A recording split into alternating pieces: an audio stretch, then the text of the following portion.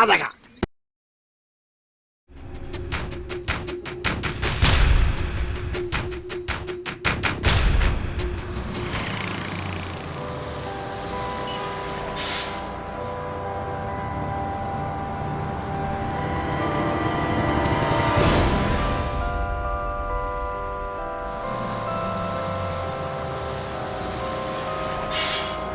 அண்ணா ஒரு சர்பத்.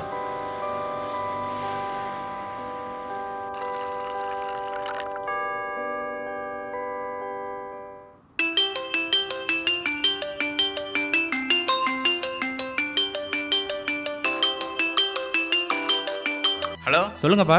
என்னப்பா பண்ணுற? ஆஃபீஸ் போயிட்டுருக்கேன்ப்பா. என்னப்பா இன்னைக்கு எலெக்ஷன் டே, ஓட்டு போட ஊருக்கு வரலையா? இல்லைப்பா, எனக்கு இன்றைக்கி ஆஃபீஸில் முக்கியமான ப்ராஜெக்ட் ஒர்க் இருக்குப்பா, அதான் வரல. எலெக்ஷன் டே கூட உனக்கு ஆஃபீஸில் லீவ் தர மாட்டாங்க, அப்புறம் எப்போ நீ ஓட்டு போடுவ? விடுங்கப்பா, அடுத்த எலெக்ஷனில் பார்த்துக்கலாம்ப்பா. ஒரு நிமிஷம்ப்பா.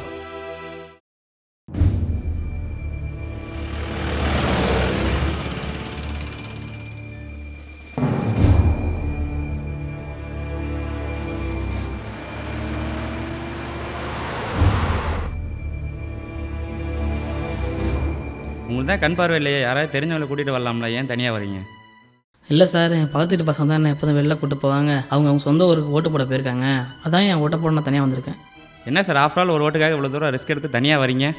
என்ன சார் சாதாரணமாக ஒரு ஓட்டுன்னு சொல்லிட்டீங்க? ஒரு ஓட்டுனால நம்ம நாட்டோட தலையெழுத்தையே மாற்ற வாய்ப்பு இருக்குது சார்.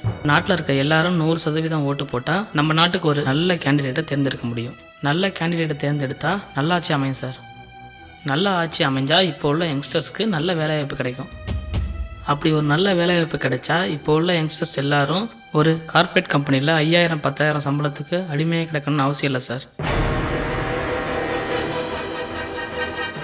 ரோடை கிராஸ் பண்ணி விட்டதுக்கு ரொம்ப நன்றி சார். பார்த்து போயிட்டு வாங்க சார்.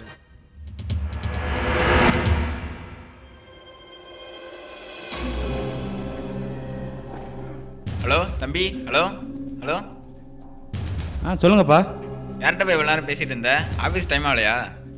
இப்போ நான் ஊருக்கு கிளம்பி வரேன்ப்பா. முக்கியமான ப்ராஜெக்ட் இருக்குன்னு சொன்னீங்க, அதை முடிக்காமல் ஊருக்கு வரேன்ற. அதை விட முக்கியமான வேலை ஒன்று இருக்குப்பா.